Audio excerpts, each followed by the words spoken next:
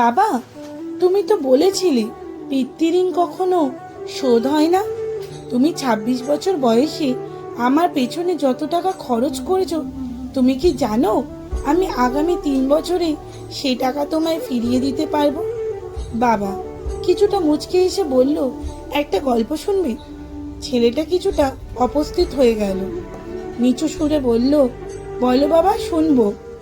তোর বয়স যখন ৪ বছর, আমার মাসিক আয় তখন ২,০০০ টাকা। ওই টাকায় সংসার চালানোর কষ্ট বাড়ির কাউকে কখনো বুঝতে দিইনি।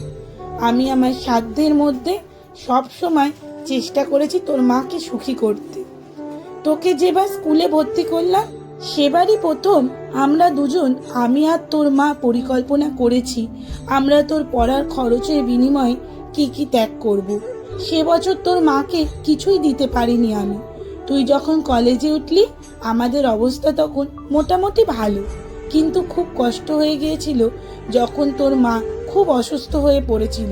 ওষুধ কেনার জন্য রোজ রোজ ওভারটাইম করে বাসে করে পায়ে হেঁটে ঘামে ভিজে বাড়ি ফিরতে খুব দুর্বিষহ লাগতো, কিন্তু কখনো কাউকে বুঝতে দিইনি, এমনকি তোর মাকেও না। একদিন শোরুম থেকে একটা বাইক দেখে আসলাম। সে রাতে আমি স্বপ্নেও দেখেছিলাম আমি বাইকে চড়ে কাজে যাচ্ছি, কিন্তু পরের দিন তুই বায়না ধরলি ল্যাপটপের জন্য। তোর কষ্টে আমার কষ্ট হয় বাবা। আমি তোকে ল্যাপটপটা কিনে দিয়েছিলাম, আমার তখনকার ১ টাকা, তোর এখন পয়সা, ১ পয়সা। কিন্তু মনে করে দেখ, এই ১ টাকা দিয়ে তুই বন্ধুদের নিয়ে পার্টি করেছিস, ব্র্যান্ড নিউ মোবাইল হেডফোন কানে লাগিয়ে সারা রাত গান শুনেছিস, পিকনিক করেছিস, ট্যুর করেছিস, কনসার্ট দেখেছিস।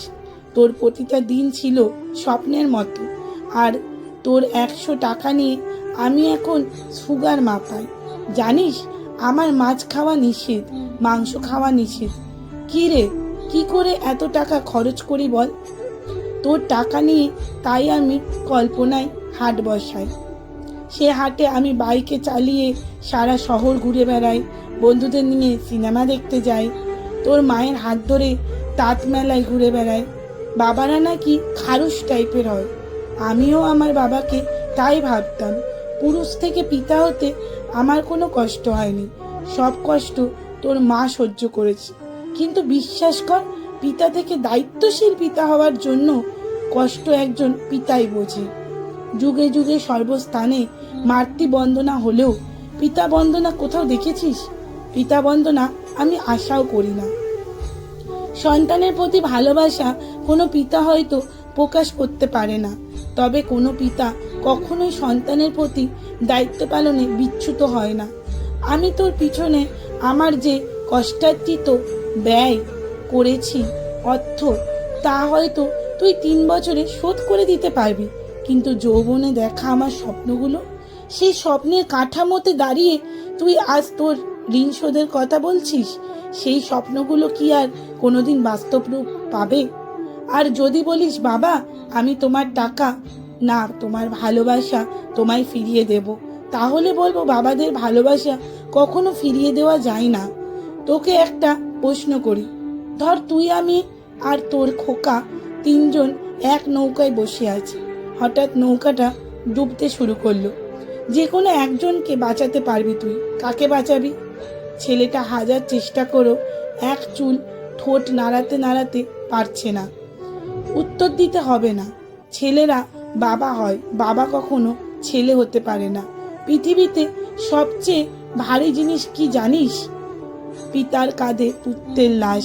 আমি শুধু ভগবানের কাছে একটা জিনিস চাই, আমার শেষ যাত্রায় যেন আমি আমার ছেলের কাঁধে চড়ে যাই, তাহলেই তুই একটা ঋণ শোধ করতে পারবি, তোকে কোলে নেবার ঋণ।